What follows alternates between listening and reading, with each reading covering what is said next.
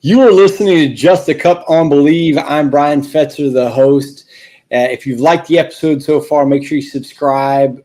Please comment, like, and share it with as many people as you can possibly do. We want to get stories out, unique stories. And today we are having a conversation with Kris Mack, one of the coaches for the U.S. Paralympic team. And he also was the coach of an athlete on the U.S. Olympic team. Kris, I have to ask you, so, I mean, this isn't like your first rodeo as far as coaching. I mean, you were a college coach at the major college level for a long time and then shifted and made the move, to Chula Vista. What has that transition been like going from the college world, which gets so much attention, to, I'll call it the national team world? Sure. Well, I have a lot more time with my family now. So and that honestly was a big part of the move. I started at Stanford University, loved it. That was a great eye opener to what college athletics was. It's where, I got to learn under some great minds. Edric Floreal was my boss. Robert Weir was throws coach there. Dina Evans, all these great coaches that came through there. Peter Tagan, who worked at Wisconsin for a while, and I'm a lover of all track and field. So even the distance guys, I'm just picking their brains. I just want to know, how do we coach this better? What do we do? Do I really need to have a moped to do overspeed with distance runners? What's the deal? So I find just the progress, and so I had a great crew there, and unfortunately it was hard to afford living in the Bay Area, especially as I started having my own children. So that's when we moved to Cincinnati. It was hard for me as a single guy, a young single guy living at the same time I was at Cal or you at Stanford. It was hard for me to live there. So you fully understand. So, we moved to Cincinnati, and it was great being a Bearcat, and it was a different environment. Bill Schneer and Susan Seaton were the head coaches when I first got there, and so they really allowed me to try new things. And it was there where, they always say, when you first start, you tend to coach the way you were coached. Right. And then you get some education and you start to try to apply everything you learned. And so there I was trying to apply everything that I learned from Edric at Stanford and Robert, and then Boo from the coaches conventions, and Todd and all these guys, and Dan. And I'm but at some point, all these thoughts become your own philosophy and you start to become more efficient at how you do it. And so I feel like that's where I got to become a little bit more efficient in what I did, was at Cincinnati. So I really thank Bill and Susan for allowing me to develop there. And then I got the opportunity to be a head coach there because Bill retired. And so then I got the opportunity to lead a group of men. And I thought that was an amazing experience. And I still keep in touch with almost every single one of those gentlemen today on that team, because it was such a fun experience to come up with, this is our goal for the year, this is our recruiting scheme for the year, this is how we're going to do, I thought there was just something about it in the background. And then even just the process of learning how to go out and fundraise, because that was probably the only part that I really hadn't done, was go talk to alumni, try to fundraise, try to get money for your program. That's a unique experience, as you probably know. Oh yeah, absolutely. So, unfortunately, also at that time, my wife got cancer, and we went through a lot there in Cincinnati. And when the opportunity presented itself to move to San Diego, which is where my wife is from, and coach Olympic athletes, I thought, this is obviously a blessing. I thought this is something that, maybe God really wants me to do. And, my wife was very, very thankful that we had the opportunity to move to be close to her family, kind of just in that transition point as she was recovering from her cancer bout. And she's now in remission. She has been ever since then. That was way back in 2013, 14. So yeah, it's been a journey, and I loved every part of being a college coach. I love the concept of team. I love having a staff and all those things. But it also, when I moved out to Chula Vista to work for USA Track and Field and the residence program for the Olympic side, it was one of those things where, like, I think all coaches at some point go through it maybe in their head, or I don't know, maybe it was just me. Like, like, okay, I know I can take a high schooler and turn them into like, a Nike All-American or get them recruited to a college. I know that I can take a freshman and get them to be an All-American or a national champion. But so the next question in my head was, well, can I get a national champion and turn them into an Olympian? And so that was kind of the next step in my head on, I guess, what I wanted to know about my career and my development as a coach. And so, yeah, the first year was great. I actually got to work with Jeremy Taiwo, who was someone that I had recruited when I was at Stanford in the decathlon. He ended up going to Washington, but we had always stayed in touch. So it was really cool to be able to rekindle that bond, and then to be able to basically help him improve from around 8,100 up to about 8,400. He made his second world championship team in 2015, and then he made the Olympic team in 2016. So it was a fun experience, and then it just kind of built from there. And then, it's funny because, like, in the United States, it was kind of like I was kind of more known as like a pole vault coach, right? But when it comes over in Europe, they only know me as a multi-event coach. That's awesome. So, but that's okay. I love the combined events. I love the complexity of it. It's very much, I don't know. I like anything that's going to give me a challenge. Like, I like the fact that I have to come up with different ways to train Harrison, and then I have to come over and I have to come up with maybe different ways to train Jaylene and Ryan and Brianna, my cerebral palsy, because their nervous system is affected differently than everybody else. So you can't have the same rest intervals that you would normally have, because it will just tax their nervous system and they'll get fried and then they'll be done.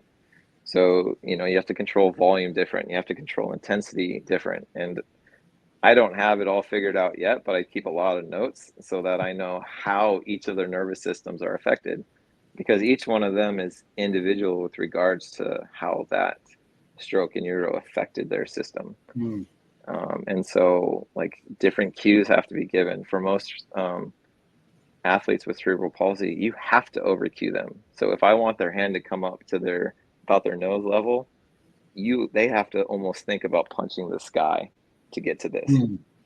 So they're over cueing themselves all the time to get the desired trajectory of their limbs that we're looking for on their affected side. That's amazing to think about that. So I mean, you mentioned the residency program. So the US Sure. OPC has a residency program. And what is, first off, what is the US OPC for those that don't know? Sure. The US OPC is the United States Olympic and Paralympic Committee. Right. So it's based in Colorado Springs, Colorado, where they have their main office, and then they have different programs. And so I work for the US Paralympic Track and Field residence program that's based at the Chula Vista Elite Athlete Training Center. And so we have 16 athletes that live in the area. Some live on site, some live off site. They get to come on site and train. We have medical facilities. We have cafeteria for food, weight room, basically trying to create an environment so that they can focus on their training and getting prepared for these Paralympic Games. Is it just track and field, or is there athletes that are there from other sports as well? Right. So there are other NGBs. So USA Rugby Sevens is there. USA Archery is there. And then we get other sports that kind of come in for training camps over time. But the main ones that are there are Paralympic track and field, rugby sevens, and archery. And I mean, and some of the athletes actually live on the facility, or they all live off and then they just come on. Correct. Yeah. So they do have like dormitories on site, Hmm. and so we currently have 4 male athletes and 1 female athlete that live on site, and the rest live off site. Man, that's it's pretty intense. I mean, I would venture to say very few people in the United States know that there's even a program out there for that, and I think it's sad to most that, hey, the Olympics are on. Well, what are they going to do for the next 3 years before the next Olympics come on? I mean, it's kind of the mindset of so many people in this country. It feels that way, yeah. And unfortunately, I should say, fortunately for the Olympic side, it's at a point before football starts back up. Right. Unfortunately for the Paralympics, we are basically now in NFL preseason. The college football starts up right in the middle of the Paralympic track program.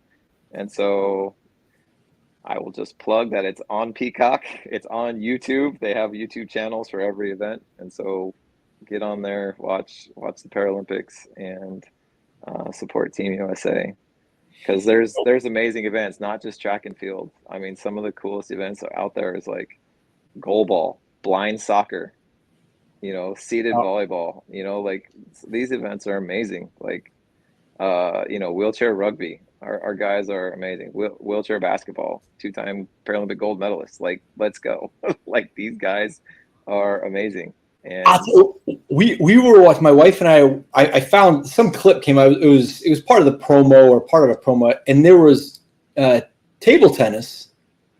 One guy didn't have any arms, and he had the paddle in his mouth, and another guy only had 2 fingers on one hand, and that was it. And they're playing, and my wife literally goes, "Can you send that to me? I want to talk about that at our leadership meetings in a couple of weeks about not complaining about things and just getting things done." Yeah. It's really amazing. I'm excited to watch. I mean, we watched probably way too much of the Olympics. Sure. I mean, I was watching it at like 5 o'clock in the morning when I get up.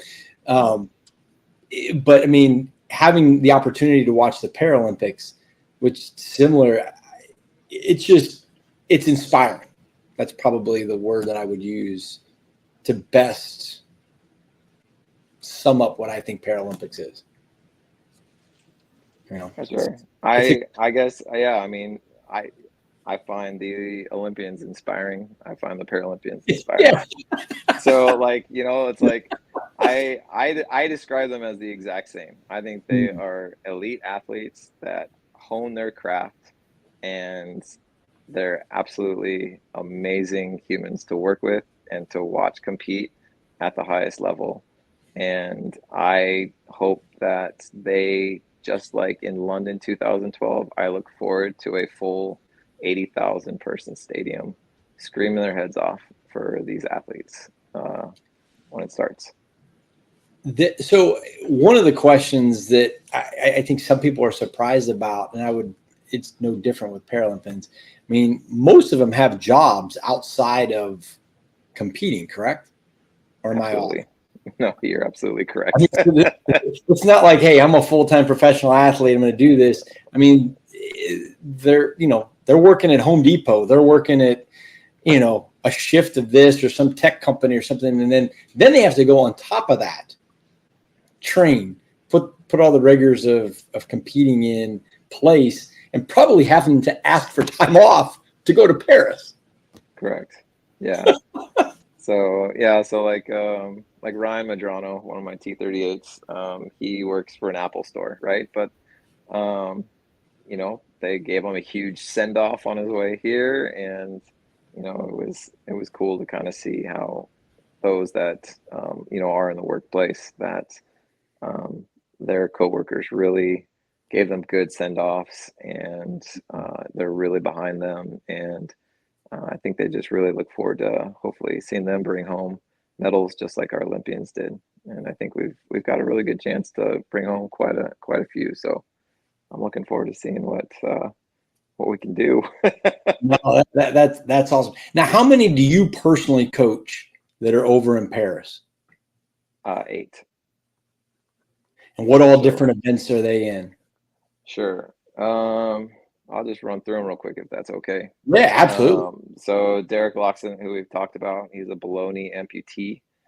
He'll be in the 100 meters, the long jump, the high jump, and the javelin.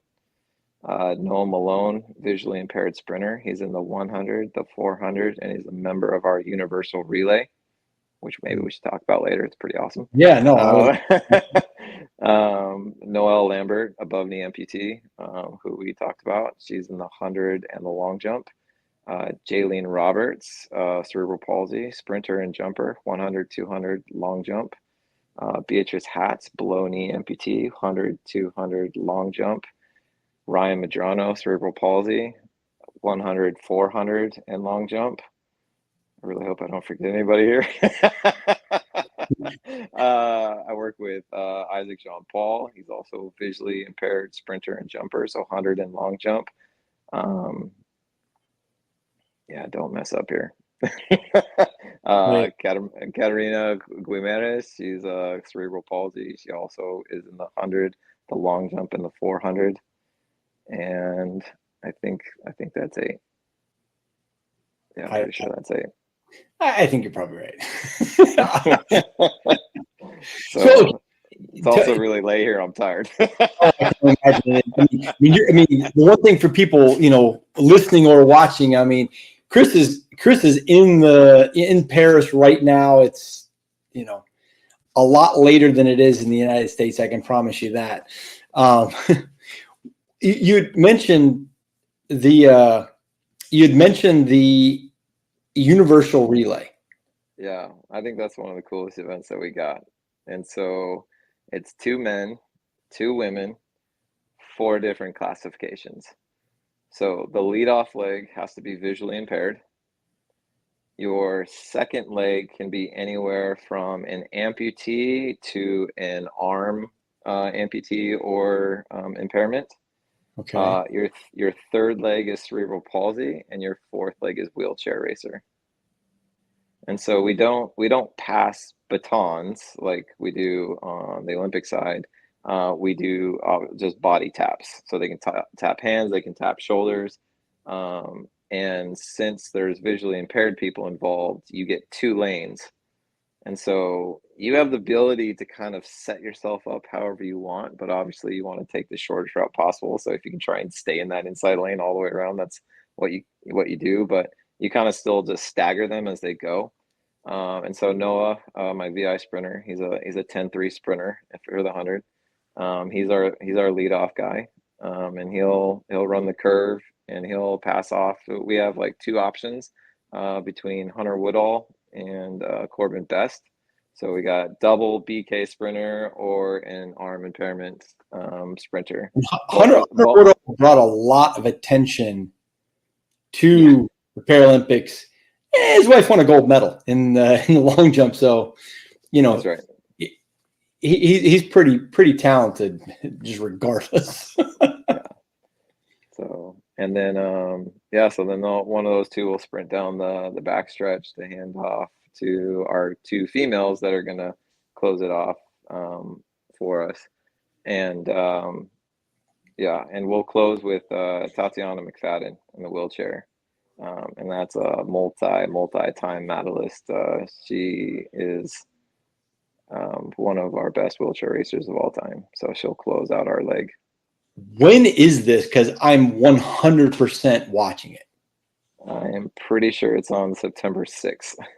So the prelims will be, for you, it'd be the night of September 5th, and the finals will be on the morning of September 6th because we're 9 hours ahead of you guys. Wow, that's awesome. I mean, it just sounds. I'm intrigued by just putting it all together and kind of just envisioning it in my mind on how it would transpire and move forward. That's pretty amazing stuff. Yeah. I mean, it's very similar. You gotta figure out your launch points. You know, when you're gonna start accelerating the next leg, so that way we can try and time up the tap to happen as late or as early in the zone as we want. Right. You know, it's very similar to how you would set up a normal 4x1. We just have to take into account each individual's acceleration pattern, because you know, a wheelchair takes a little bit longer to get going, but once they get going, watch out, they're gone. Yeah, you have to catch them. Right. So, but it's cool. So we're defending Paralympic champions from Tokyo. We still hold the world record, and we've got 2 of the 4 legs from Tokyo on this one this year. And so I guess we'll kind of see where it goes from there. Man, that's awesome. And Kris, I appreciate taking the time and joining us. It's on Peacock, just like it was a couple weeks ago. And so you can watch that, but then you can also watch it on the YouTube and follow along. Again, I appreciate it. I think it lends a lot of perspective to a lot of people that might not know much about it and might not know about Paralympics and what it all entails and the specialness. And you're right. You know, whether it's a regular Olympian or a Paralympian, all inspiring because the opportunity is far, far few to get to that level. Yeah. And you're competing against the best in the world. I mean, that's pretty special and pretty amazing. Yeah. To say the least. Well, hey, you've been listening to Just a Cup on Bleav, and hopefully you enjoyed it. Hopefully you will subscribe if you haven't already. And I mean, we're up to about 56 different countries, people listening to it. We're excited, and hopefully we'll have some incredible guests going on forward. For Kris Mack, Brian Fetzer, have a great one and be blessed.